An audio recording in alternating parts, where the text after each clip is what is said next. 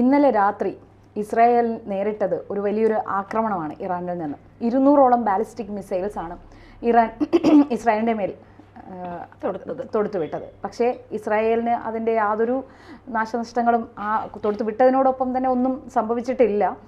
അപ്പോൾ ലോകം ഉറ്റുനോക്കുന്നത് ഇസ്രായേൽ ഇനി തിരിച്ചടി എന്തായിരിക്കും ഇറാൻ ഇനി നേരിടാൻ പോകുന്നതാണ്. കാരണം നെതന്യാഹു ഇന്നലെ തന്നെ പറഞ്ഞിരുന്നു, ഇങ്ങനെ ഇറാൻ ആക്രമിക്കാൻ സാധ്യതയുണ്ട് എന്നുള്ള തന്നെ നെതന്യാഹു പറഞ്ഞു, ആക്രമിച്ചാൽ അവർക്ക് സങ്കല്പിക്കാൻ പറ്റാത്ത അത്ര രീതിയിലുള്ള ഒരു തിരിച്ചടി ഇറാൻ നേരിടേണ്ടി വരുമെന്നൊരു വാണിംഗ് കൊടുത്തിരുന്നു. അപ്പോൾ എന്തായിരിക്കും എന്ന് ലോകം ഉറ്റുനോക്കുകയാണ് ഇനി ഇസ്രായേലിൻ്റെ തിരിച്ചടിയെക്കുറിച്ച്. അതെ അതെ, നമ്മൾ ഇന്നലെ തന്നെ ഒരു ചർച്ചയിൽ പറഞ്ഞിട്ടുണ്ടായിരുന്നു ഞങ്ങൾ നമ്മുടെ ഫ്ലോറിൽ തന്നെ. സത്യത്തിൽ ലെബനോണൊന്നും അല്ല ഇസ്രായേലിൻ്റെ ടാർഗറ്റ്.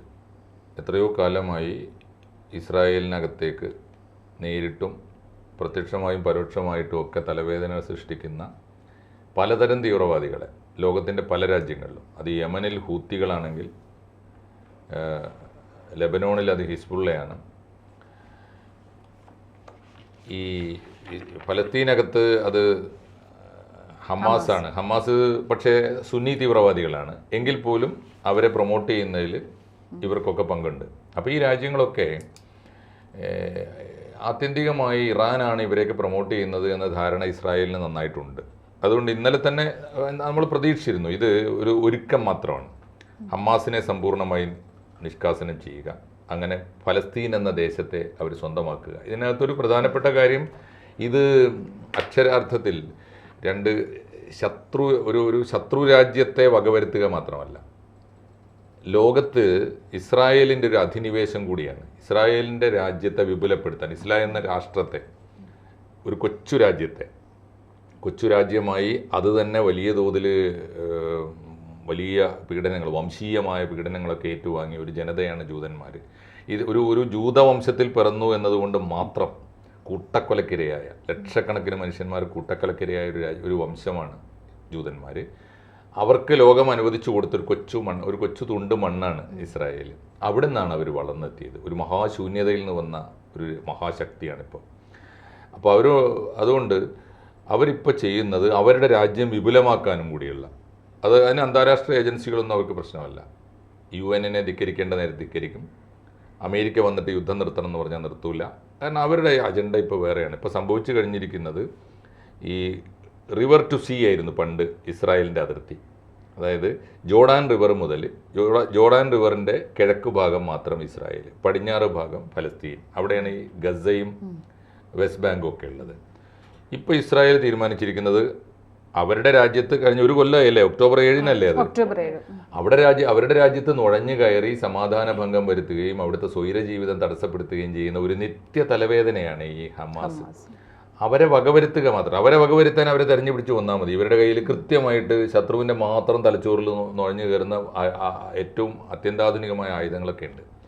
പക്ഷേ അവർ ചെയ്തിരിക്കുന്നത് ഈ ഹമാസിൻ്റെ കേന്ദ്രങ്ങളിൽ നിന്ന് മുഴുവൻ നോട്ടീസ് കൊടുക്കുകയാണ്.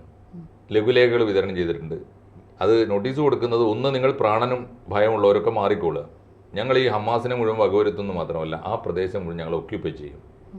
എന്നിട്ട് ജൂതവംശത്തിൽപ്പെട്ട ഇസ്രായേലി പൗരന്മാരെ കൊണ്ടുപോയി സർക്കാർ തീരുമാനപ്രകാരം ഓർഗനൈസ്ഡ് ആയിട്ട് അവിടെ കൊണ്ടുപോയി കുടിയിരുത്തുകയാണ്. എന്ന് പറഞ്ഞാൽ ജോർഡാൻ റിവറിന് പടിഞ്ഞാറും കൂടി ഏതാണ്ട് ഇസ്രായേൽ ആക്കി തീർക്കാനുള്ള പണി അവിടെ ചെയ്തുകൊണ്ട് വളരെ നേരത്തെ ചെയ്തു തുടങ്ങിയത്. അപ്പോൾ ഇപ്പോൾ ഫലസ്തീൻ എന്ന് പറയുന്ന ഒരു രാജ്യം രേഖകളിൽ പോലും ഇല്ലാത്തൊരവസ്ഥ വന്നിട്ടുണ്ട്. ഫലസ്തീൻ രാഷ്ട്രത്തിന് അംഗീകാരം കിട്ടിയിട്ടില്ല. കൊടുക്കാതിരുന്നത് വേറെ ആരുടെയും കുറ്റമല്ല. 48-ൽ ഇസ്രായേലിന് അംഗീകാരം കൊടുക്കുന്ന കൂട്ടത്തിൽ തന്നെ ഫലസ്തീൻ എന്ന രാഷ്ട്രത്തിനും അംഗീകാരം കൊടുക്കാൻ UN തീരുമാനിച്ചതാണ്. അതിനെ എതിർത്തത് ഈ അറബ് രാജ്യങ്ങളാണ്, ഇസ്രായേലല്ല. ഇസ്രായേലിനെ ഞങ്ങൾ അംഗീകരിക്കുകയില്ല, ഇസ്രായേലിനെ അംഗീകരിച്ചുകൊണ്ട് ഞങ്ങൾക്ക് ഫലസ്തീൻ വേണ്ട എന്നാണ് അവർ. ഇപ്പോൾ എന്തായി? ഇപ്പോൾ അവസ്ഥ, ഇസ്രായേൽ ഞങ്ങൾ UN തീരുമാനം അംഗീകരിച്ചു, അവരുടെ രാജ്യത്തെ കെട്ടിപ്പടുത്തു, ലോകത്തിലെ ഏറ്റവും വലിയ സൈനിക ശക്തിയായി, ലോകത്തിലെ ഏറ്റവും വലിയ സാങ്കേതിക വിദ്യ അവരുടെ കയ്യിലാണ്, ലോകത്തിലെ ഏറ്റവും മികച്ച എഞ്ചിനീയറിംഗ് അവരുടെ കയ്യിലാണ്, ലോകത്തിലെ ഏറ്റവും വലിയ സ്പൈ നെറ്റ്വർക്ക് അവരുടെ കയ്യിലാണ്. ഏത് രാജ്യത്തിനും വിശ്വാസയോഗ്യമായി ഒരു പ്രവൃത്തി ആവശ്യമുണ്ടെങ്കിൽ അവർക്കാണ് കരാർ കൊടുക്കുക. ഏറ്റവും മികച്ച എഞ്ചിനീയറിംഗ് വർക്കൊക്കെ സൗദി അറേബ്യ പോലെ അവർക്കാണ് കൊടുക്കുന്നത് എന്ന് പറഞ്ഞാൽ അവർ നേടിയെടുത്തതാണ്. അപ്പോൾ അതിൻ്റെ ഒടുവിലത്തെ കാഴ്ചയാണ് ഇപ്പോൾ ഈ കാണുന്നത്. അവർക്കൊരു തലവേദനയായിട്ട് ഇനി അവശേഷിക്കുന്നത്, ഇപ്പോൾ അറബ് രാജ്യങ്ങളൊന്നും അവരോട് കലഹത്തിന് ചെല്ലില്ല. 2 കാരണം കൊണ്ടാണ്. ഒന്ന്, ഇസ്രായേലിൻ്റെ സേവനം അവർക്ക് ആവശ്യമുണ്ട്. 2, ഇസ്രായേലിനോട് മുട്ടുന്നത് നഷ്ടമായിരിക്കും അവർക്കറിയാം. ഇപ്പോൾ ചെറിയ തോതിലെങ്കിലും അവരോട് കലഹം കൂട്ടുന്നത് അവരെ നേരിട്ട് കളയാം, അല്ലെങ്കിൽ ഈ തീവ്രവാദികളെ ഉപയോഗിച്ചിട്ട് അവരെ ശിഥിലമാക്കി കളയാം എന്ന് വിചാരിക്കുന്നത് ഇറാൻ മാത്രമാണ്. അതുകൊണ്ട് അവരുടെ ലക്ഷ്യം ഇതിലൊരു ഈ കഴിഞ്ഞ ദിവസം ബെഞ്ചമിൻ നെതന്യാഹു ഇറാൻ ജനതയോട് പറഞ്ഞു, നിങ്ങളെ ഞങ്ങൾ സംരക്ഷിക്കും, നിങ്ങളോട് ഞങ്ങൾക്ക് ഒരു തരത്തിലുള്ള ദേഷ്യമോ ഒന്നുമില്ല, നിങ്ങളെ ഞങ്ങൾ സംരക്ഷിക്കുമെന്ന് നെതന്യാഹു പറഞ്ഞു തീരുന്നതിന് മുന്നെയാണ് ഇറാൻ്റെ ഭാഗത്തു നിന്നൊരു ആക്രമണം ഇസ്രായേലിന് നേരെ ഉണ്ടായത്. പക്ഷേ ഇസ്രായേലിനൊന്നും സംഭവിച്ചില്ല എന്നുള്ളത് അത് മറ്റൊരു കാര്യം. ആ ജനതയെ കൂടെ ഇസ്രായേൽ കയ്യിലെടുക്കുന്നു എന്നുള്ളൊരു തോന്നലിലാണോ ഇറാൻ ഇപ്പോൾ ഇങ്ങനെ ഈ ഒരു യുദ്ധത്തിന് തയ്യാറെടുത്തത്, അല്ലെങ്കിൽ ഇത്തരം ഒരു ആക്രമണത്തിന് തയ്യാറെടുത്തത്? അതാണ് ഞാൻ പറഞ്ഞത്, കറക്റ്റാണ്. ആ ചോദ്യത്തിന് ഉള്ള ഉത്തരമാണ് ഞാൻ നേരത്തെ പറഞ്ഞത്. ഇറാൻ ഇപ്പോൾ ഇസ്രായേൽ ഇനി ചെയ്യാൻ പോകുന്നത് എന്താണെന്ന് എല്ലാവർക്കും നല്ല ബോധ്യമുണ്ട്. ഫലസ്തീൻ സ്വന്തമാക്കി കഴിഞ്ഞു. അത് കഴിഞ്ഞാൽ തൊട്ടടുത്ത രാജ്യമാണ് ലെബനോൺ. തെക്കൻ ലെബനോൺ മുഴുവനും ഈ ഹിസ്ബുള്ളയുടെ കേന്ദ്രമായി മാറിയിട്ടുണ്ട്. അപ്പോൾ അന്ന് ലെബനോൺ വിചാരിച്ചിരുന്നത് ഈ ഹിസ്ബുള്ളയെ ഉപയോഗിച്ചിട്ട് ഇസ്രായേലിനെ അങ്ങോട്ട് ശരിപ്പെടുത്തി കളയാമെന്നാണ്. ഇപ്പോൾ തിരിച്ചാണ്. അവർക്ക് കൊടുത്തിരിക്കുന്ന നോട്ടീസ് അവിടെ എല്ലാവരോടും വളരെ പരസ്യമായ അനൗൺസ്മെൻറ്റ് നടത്തിയിട്ടുണ്ട്. അവർ പറഞ്ഞത്, ഞങ്ങളുടെ രാജ്യത്തിന് തലവേദന സൃഷ്ടിച്ചതുകൊണ്ട്, എന്താ കാര്യം എന്ന് വെച്ചാൽ ഇവരുടെ തലവേദന സഹിക്കാൻ പറ്റാഞ്ഞിട്ട് ഒരു അതിർത്തിക്ക് ഇപ്പുറത്തുള്ള ഇസ്രായേലിലുണ്ടല്ലോ, ഇസ്രായേൽ പൗരന്മാർ, അവർക്ക് അവിടെ നിന്ന് ഇവാക്വേറ്റ് ചെയ്ത് പോകേണ്ടി വന്നിട്ടുണ്ട്. പലയിടത്തായിട്ട് അഭയാർത്ഥികളായിട്ട് ആ രാജ്യത്തിൻ്റെ തന്നെ പല ഭാഗത്തേക്ക് പോകേണ്ടി വന്നിട്ടുണ്ട്. അവരെ മുഴുവൻ ഞങ്ങൾ കൊണ്ടുവന്ന് തിരിച്ച് ഞങ്ങളുടെ മണ്ണിൽ ഞങ്ങളുടെ പൗരന്മാരെ തിരിച്ചു കൊണ്ടുവന്ന് താമസിപ്പിക്കും. പക്ഷേ പകരം ഞങ്ങളൊരു കാര്യം കൂടി ചെയ്യും. നിങ്ങളെ ഞങ്ങൾക്ക് വിശ്വാസമില്ല, നിങ്ങൾ ഏത് വെടി നിർത്തിയാലും പിന്നെയും ഞങ്ങളെ പൗരന്മാരെ ഉപദ്രവിച്ചുകൊണ്ടിരിക്കും. അതുകൊണ്ട് നിങ്ങളുടെ തെക്കൻ ലെബനോണിൽ നിന്ന് പോയിക്കൊള്ളണം നിങ്ങൾ. അപ്പോൾ ഹിസ്ബുള്ളയെ തെക്കൻ ലെബനോണിൽ നിന്ന് പറഞ്ഞയക്കുക മാത്രമല്ല, അവിടുത്തെ കൊടുത്ത നോട്ടീസ് അനുസരിച്ച് തെക്കൻ ലെബനോൺ കൂടി ഇസ്രായേൽ കൈയടക്കും. അടുത്ത സൂചനയാണ് ഇറാൻ പൗരന്മാരോട് പറഞ്ഞത്, നിങ്ങളോട് ഞങ്ങൾക്ക് അനുതാപമുണ്ട്, സഹതാപമുണ്ട്, നിങ്ങളോട് ഇഷ്ടമുണ്ട് എന്ന് പറഞ്ഞാൽ സിവിലിയൻസിനോട് ഞങ്ങൾക്ക് ആരും വിരോധമില്ല. പക്ഷേ നിങ്ങളുടെ ഭരണകൂടം ചെയ്തുകൊണ്ടിരിക്കുന്ന പണി നിങ്ങൾ കാണുന്നുണ്ടല്ലോ, ഇത് ഞങ്ങൾ നോക്കിയിരിക്കില്ല എന്ന് പറഞ്ഞാൽ 2 അർത്ഥമുണ്ട് അതിന്. ഇറാനെ ഞങ്ങൾ കൃത്യമായിട്ടും ആക്രമിക്കും, ഇറാനെ ഞങ്ങൾ നിലക്ക് നിർത്തും. അതിനു മുമ്പ് നിങ്ങൾക്ക് സമാധാനം ആവശ്യമുണ്ടെങ്കിൽ നിങ്ങളുടെ ഭരണകൂടത്തിന് കൊടുക്കേണ്ട മുന്നറിയിപ്പ് കൊടുത്തോളുക, ഒന്നുകിൽ. 2, ഇനി ഞങ്ങളെ ആക്രമിച്ചാൽ ഇറാൻ ഞങ്ങൾക്കൊരു ഇഷ്യൂ അല്ല. ഇറാൻ എന്ന വമ്പിച്ച രാജ്യം, സമ്പന്ന രാജ്യം, എത്രയോ വലിപ്പം കൂടിയ രാജ്യം, ആ രാജ്യത്തെ പോലും ഞങ്ങൾക്ക് സ്വന്തം ഞങ്ങൾക്ക് കീഴടക്കാൻ പോലും മടിയില്ല എന്നാണ് ഇതിൻ്റെ അർത്ഥം. ഇറാൻ ജനതയെ ഞങ്ങൾ രക്ഷിച്ചു കൊള്ളാം എന്ന് പറഞ്ഞതിൻ്റെ അർത്ഥം അതാണ്. എന്ന് പറഞ്ഞാൽ എത്ര ഇപ്പോഴത്തെ അവരുടെ ആത്മവിശ്വാസം നോക്കൂ, ഇസ്രായേലിൻ്റെ അപാരമായ ആത്മവിശ്വാസമാണ്. ഞങ്ങൾ വേണ്ടി വന്നാൽ ഇറാനെ കൂടി ആക്രമിക്കും എന്നാണ് എൻ്റെ അർത്ഥം. അത് പറഞ്ഞു തീരുമ്പോൾ ഇറാൻ അതിൻ്റെ സെൻസ് പിടികിട്ടി, മണം പിടികിട്ടി. ഇറാൻ ആ രാത്രി ആക്രമിച്ചു. പക്ഷേ ഇറാൻ അറിയാം, കഴിഞ്ഞ ഏപ്രിൽ ഈ പരീക്ഷണം നടത്തിയതാണ്, ഒരൊറ്റ മിസൈൽ ഇസ്രായേൽ ചെന്ന് വീണില്ല. ഇറാന്റെ കയ്യിൽ എല്ലാം നിഷ്പ്രഭമാക്കി കഴിഞ്ഞു. ഇറാൻ എത്ര ആലോചിച്ച് നോക്കൂ, അവർക്ക് കൊല്ലേണ്ട ആളുകളെ മാത്രം കൊല്ലുക. അവർ വാങ്ങിയിരിക്കുന്ന പേജർ ഏതാണ്, ആ പേജറിന്റെ മാനുഫാക്ചറിങ് നമ്പർ ഉണ്ടല്ലോ, ഒരു നമ്പർ, ആ നമ്പർ മാത്രം മതി ഇവർക്ക്. ആ പേജർ നമ്മളെയൊക്കെ മുമ്പിൽ ഇരിക്കുന്ന പേജർ ഇസ്രായേലിന്റെ ടാർഗറ്റ് പെട്ട് കഴിഞ്ഞാൽ നമ്മുടെ മൊബൈൽ ഫോണിന്റെ മാനുഫാക്ചറിങ് നമ്പർ മാത്രം കിട്ടിയാൽ മതി. ആ മൊബൈൽ ഫോൺ എപ്പോഴാണ് നമ്മൾ ചെവിയിൽ വെക്കുന്ന സമയത്ത് പൊട്ടിത്തെറിച്ച് നമ്മളെ മാത്രം തീർത്ത് കളയും. അതിലൊരു യുദ്ധനീതി കൂടി ഉണ്ട് ഞാൻ വിചാരിക്കുന്നത്. കാരണം എന്താ വെച്ചാൽ സിവിലിയൻസിനെ ആക്രമിക്കുന്നില്ലല്ലോ, ഒരു ആറ്റം ബോംബ് വർഷിക്കുമ്പോൾ ആ രാജ്യം മുഴുവൻ ചാമ്പലാവും. അങ്ങനെ സംഭവിക്കുന്നില്ല. അല്ല, ഈ ആക്രമണങ്ങൾ നടക്കുമ്പോൾ ലോകം മുഴുവൻ നിലവിളിച്ചത് ഗാസയിലെ സാധാരണക്കാർ, പിഞ്ചു കുഞ്ഞുങ്ങൾ മരിക്കുന്നതിനെ കുറിച്ചായിരുന്നല്ലോ ലോകത്തിന് മുഴുവൻ ആവലാതി. പക്ഷെ അപ്പോൾ അത് പരിഹരിച്ചുകൊണ്ടാണ് ഇപ്പോൾ ഇസ്രായേൽ, അതാണ് ആശങ്ക, യുദ്ധത്തിലെ ഒരു പുതിയ നൈതികത കൊണ്ടുവരികയാണ്. എ ന്യൂ എത്തിക്സ് ഇൻ വാർ എന്ന് പറയില്ലേ, അത് കൊണ്ടുവരികയാണ് ഇപ്പോൾ ഇസ്രായേൽ ചെയ്യുന്നത്. അതുകൊണ്ട് അറിഞ്ഞ് കൃത്യമായിട്ട് ഇപ്പോൾ ആ സമയം നോക്കിയിട്ട് ഞങ്ങൾ ഒന്നും ചെയ്യാതിരിക്കാൻ പറ്റാത്ത അവസ്ഥയിൽ ഇറാൻ ഭരണകൂടം. സാർ, ഇറാന് വേണ്ടി മുറവിളി കൂട്ടുന്നവരുടെ ലക്ഷ്യം എന്താണ്? ഇറാൻ തിരിച്ചടിച്ച് തുടങ്ങി, ഇനി ഇസ്രായേൽ ഉണ്ടാകില്ല, ഇസ്രായേൽ കത്തിച്ചാമ്പലാകും എന്നൊക്കെ പറഞ്ഞുകൊണ്ട് എവിടെയൊക്കെ ഇരുന്ന് കുറച്ച് പേർ ഇവരുടെ ഒരു ലക്ഷ്യം എന്താണ്? അവർക്കിപ്പോഴും യാഥാർത്ഥ്യബോധമില്ല.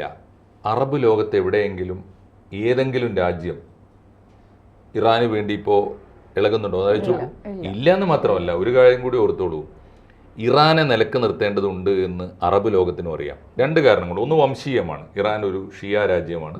ഷിയാക്കൾ ഈ മഹാഭൂരിപക്ഷം വരുന്ന സുന്നി വിഭാഗത്തിൻ്റെ സുന്നി വംശത്തിൻ്റെ ശത്രുക്കളാണ് വിശ്വാസപരമായി. അറബ് രാജ്യങ്ങൾ മുഴുവൻ ഷിയയാണ്? അല്ല. അറബ് രാജ്യങ്ങളിൽ ഇറാൻ മാത്രമേ ഷിയ ഉള്ളൂ. പിന്നെ കൊച്ചു കൊച്ചു രാജ്യങ്ങൾ, ഇപ്പോൾ കുവൈറ്റിൽ കുറച്ച് പേരുണ്ട്, എന്താണ് സിറിയയിൽ കുറച്ച് പേരുണ്ട്, ഇറാഖിൽ കുറച്ച് പേരുണ്ട്. എന്തായാലും ജനസംഖ്യ എടുക്കുമ്പോൾ ലോകത്തിലെ മുസ്ലിം ഇപ്പം 163 കോടിയിൽ ഒരു വളരെ ചെറിയൊരു അംശം വരും. 4 ഷിയയാണോ സുന്നിയാണോ? ഹൂത്തികൾ ഷിയാക്കളാണ്. ഹൂത്തികളെ ഉപയോഗിച്ചിട്ട് ഇനി സംഭവിക്കാൻ പോകുന്ന അടുത്ത കാര്യം കൂടി നേരത്തെ പേര് പറഞ്ഞു കഴിഞ്ഞിട്ടുണ്ട്. യമൻ എന്നൊരു അറബ് രാജ്യമുണ്ട്. ഈ അറബ് രാജ്യം ഇപ്പോൾ 3 അറബ് രാജ്യങ്ങളുടെ കയ്യിലാണ്. യമനിലെ ഭരണകൂടം ശിഥിലമായി തീവ്രവാദികളെ കൊണ്ട്. അവിടുത്തെ ആ രാജ്യത്തിന്റെ ഭരണകൂടത്തെ അസ്ഥിരപ്പെടുത്തിയ തീവ്രവാദികൾ ഹൂത്തികളാണ്. ഹൂത്തികൾ ആരാണ്? ഇറാന്റെ പിന്തുണയോടുകൂടി വന്ന ഷിയ തീവ്രവാദികളാണ്. അവരുടെ ചെലവിൽ ഈ യമൻ എന്ന രാജ്യത്തിന്റെ ഒരു 1/3 ഇറാൻ നേരത്തെ കൈവശപ്പെടുത്തിയിട്ടുണ്ട്. ഹൂത്തി തീവ്രവാദികളുടെ കയ്യിലാണ് അവിടെ. അവിടുത്തെ ഹൂത്തി തീവ്രവാദികളെ നിഷ്കാസനം ചെയ്താൽ യമന്റെ 1/3 ആർക്ക് കിട്ടി? ഇസ്രായേലിന് കിട്ടി. ഒരു ലോകവ്യാപകമായ ഒരു ശക്തിയായി, നമ്മൾ പറയില്ലേ, ഒരു ഇമ്പീരിയലിസ്റ്റ് ശക്തിയായി ഇസ്രായേൽ വെറുതെ പഴയ പോലെ അവരുടെ കുറച്ചു പേർക്ക് ഒതുങ്ങി ജീവിക്കാൻ ഉള്ള ഒരു ആത്മരക്ഷാ പ്രകടനങ്ങളും പോരാട്ടങ്ങളും നടത്തിയിരുന്ന ഒരു ഇസ്രായേൽ അല്ല പുതിയ നൂറ്റാണ്ടിൽ നമ്മൾ കാണുന്നത്. പക്ഷെ അവരെ അങ്ങനെ ആക്കിയതല്ലേ ഈ പറയുന്ന പോലെ ഹൂത്തികൾ, ഹിസ്ബുള്ള, ഹമാസ്, ഇവരെല്ലാവരും പല ഭാഗങ്ങളിൽ നിന്ന് തീവ്രവാദ ആക്രമണം നടത്തി ഇസ്രായേലിനെ കൊണ്ട്. അതെ. അപ്പൊ ഇപ്പൊ സംഭവിക്കുന്നത് എന്താണെന്നറിയോ? യമൻ എന്ന രാജ്യത്തിന്റെ 1 ഇവർ പിടിക്കും. പിന്നെ അവിടെ ഉള്ളത് ബാക്കി 2 രാജ്യങ്ങൾ. സൗദി അറേബ്യ കുറച്ച് പിടിച്ചിട്ടുണ്ട്. സൗദി അറേബ്യ ഇസ്രായേൽ ഒരു ആക്രമണത്തിന് വന്നാൽ സൗദി അറേബ്യ ഒതുങ്ങി കൊടുക്കുകയുള്ളൂ. അവരുടെ കയ്യിൽ ശക്തി ഇല്ലാഞ്ഞിട്ടല്ല, അവർക്ക് ഇസ്രായേലിനെ പിണക്കാൻ താല്പര്യമില്ല. മാത്രമല്ല കൊടുത്ത വലിയ കാഷ്വാലിറ്റി കിട്ടുമെന്ന് അവർക്കറിയാം. അതുകൊണ്ട് യമനിലെ ഈ ഹൂത്തി തീവ്രവാദികളെ തകർക്കാൻ ഇസ്രായേൽ ചെന്നാൽ സൗദി അറേബ്യയുടെ കയ്യിലുള്ള ഭാഗം കൂടി അവർ ചിലപ്പോൾ ഒഴിഞ്ഞു കൊടുക്കും. തൊട്ടപ്പുറത്തുള്ള ഭാഗം, കുറച്ച് ഭാഗം UAE-യുടേതാണ്, അതും കൊടുക്കും. സംഭവിക്കാൻ പോകുന്നത് എന്തായിരിക്കും? ഒരു ഭരണകൂടമില്ലാത്ത ദുർബലമായ ഒരു രാജാവ് ഉണ്ടായിരുന്നു, മുഹമ്മദ് സാലെ എന്ന് പറയുന്ന രാജാവ് ഓടിച്ചോടിപ്പോവുകയാണ് ചെയ്തത് സൗദി അറേബ്യയിൽ പ്രാണനും കൊണ്ട്. ഭരണകൂടമില്ലാത്ത യമൻ എന്ന അറബ് രാജ്യം സമ്പൂർണ്ണമായും ആരുടെ കയ്യിൽ വരും? ഇസ്രായേലിന്റെ കയ്യിൽ വരും. വെച്ചാൽ ഇസ്രായേൽ ഒരു ലോകവ്യാപകമായ ശക്തിയായി മാറുന്നതിൻ്റെ സൂചനയാണ് ഈ മുന്നേറ്റവും ഈ വർത്തമാനവും ഈ നീക്കങ്ങളും. ഇത് മറ്റാർക്കും അറിഞ്ഞില്ലെങ്കിൽ ഇറാന് കൃത്യമായിട്ട് അറിയാം. ആവുന്ന വിധം പ്രതിരോധിക്കാനുള്ള ശ്രമമാണ് ഇന്നലെ രാത്രി ഇറാൻ നടത്തിയത്. പക്ഷേ ഒരു കാഷ്വാലിറ്റി ഉണ്ടായില്ല.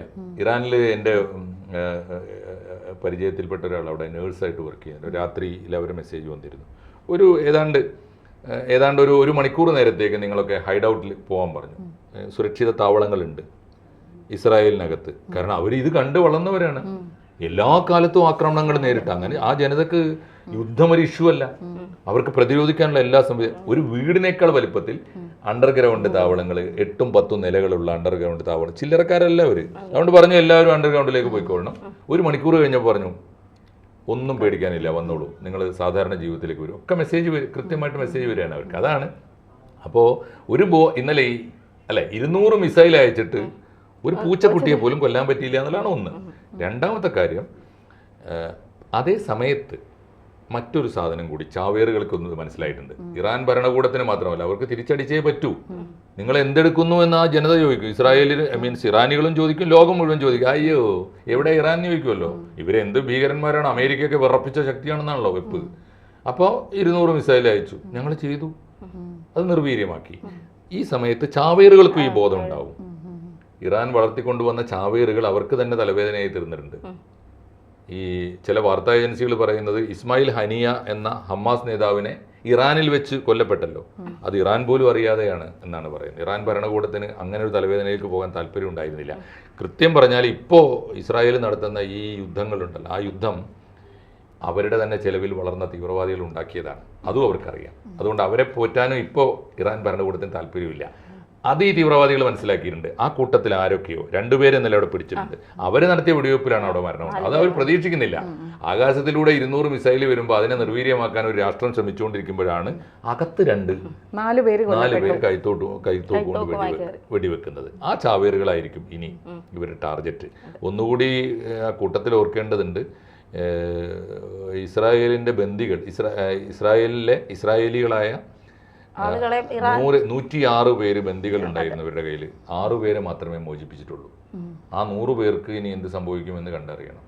ഒരു കാര്യം എനിക്ക് തോന്നുന്നു, എന്ത് വില കൊടുത്തും അവരെ കൂടി മോചിപ്പിക്കാൻ സാധിച്ചില്ലെങ്കിൽ ഈ ചാവേറുകൾക്ക് ചെയ്യാൻ പറ്റുന്നത് ആ മനുഷ്യരുടെ ജീവൻ അപായപ്പെടുത്തുകയായിരിക്കും. അതുകൂടി ഈ സമയത്തൊരു ആശങ്കയാണ്. അപ്പൊ അതിനു വേണ്ടിയിട്ടായിരിക്കും ഇസ്രായേൽ ഇപ്പോൾ വെയിറ്റ് ചെയ്യുന്നതെന്ന് അനുമാനിക്കാം. ആയിരിക്കണം, തീർച്ചയായിട്ടും. അത് അല്ലെങ്കിൽ ഇസ്രായേൽ ഇത് എനിക്ക് തോന്നുന്നു ഇവരുടെ ഈ പ്രിപ്പറേഷൻ കണ്ടാൽ വളരെ കൃത്യമാണ്. അവർക്ക് ഏത് രാജ്യത്തും ചെന്ന് നേർക്ക് നേരെ അറ്റാക്ക് ചെയ്ത് ഏത് രാജ്യവും പിടിച്ചെടുക്കാൻ പോലുള്ള ശേഷി ഇപ്പോൾ അവർ നേടിയിട്ടുണ്ട്. ഇത് ഇന്നലെ വരെ ഒരു അയഞ്ഞ നിലപാടെടുത്തിരുന്നു അമേരിക്ക. സീസ് ഫയർ പ്ലീസ് എന്നൊക്കെ പറഞ്ഞിട്ട് ഇസ്രായേലിൻ്റെ പിന്നാലെ നടന്നിരുന്നു അമേരിക്ക. ആ ഒരു നിലപാടുണ്ടല്ലോ, ഒരു സമാധാന പക്ഷം, ഒരു ആ നിലപാടും അമേരിക്ക മാറ്റി. ബൈഡൻ ഇപ്പോൾ അവിടെ ഇലക്ഷൻ നടക്കുകയാണ്. എന്തായാലും ഇലക്ഷൻ വരുന്നവരെ ബൈഡൻ തന്നെയാണല്ലോ. ബൈഡൻ പറഞ്ഞിട്ടുള്ളത് ഇസ്രായേലിന് പിന്തുണയാണ്. ഇപ്പോൾ ഇസ്രായേൽ, കാരണം ന്യായമായ കാരണം കിട്ടി. ഇറാൻ നേരിട്ട് ഇസ്രായേലിനെ ആക്രമിക്കാൻ തുടങ്ങുമ്പോൾ അമേരിക്കക്കും അറിയാം ഇറാന്റെ അപകടം, അതായിരിക്കും എൻ്റെ കാരണം. ഏതായാലും കൊടിയൊരു യുദ്ധത്തിലേക്ക് ഇപ്പോഴത്തെ ഒരു ആശങ്ക അതാണ്. പഴയ രണ്ടാം ലോക മഹായുദ്ധം പോലുള്ള വിനാശകരമായ ഭൂമിയെയും സകല മനുഷ്യരെയും ജീവജാലങ്ങളെയും ചുട്ടരിക്കുന്ന ഒരു യുദ്ധത്തിലേക്ക് ആവില്ല. പക്ഷെ അതിവേഗത്തിൽ ലക്ഷ്യം നേടുന്ന ഒരു മഹായുദ്ധത്തിലേക്കാണ് ഇന്നലെ രാത്രി ലോകം ഞെട്ടി ഉണരുന്നത് എന്നാണ് നമുക്ക് ഈ സമയത്ത്. ഇന്നലത്തെ ആക്രമണത്തിന് ശേഷവും പെഷസ്കിയാൻ പറഞ്ഞിട്ടുള്ളത് ഇറാന് യുദ്ധത്തിന് താല്പര്യമില്ല എന്ന് വീണ്ടും.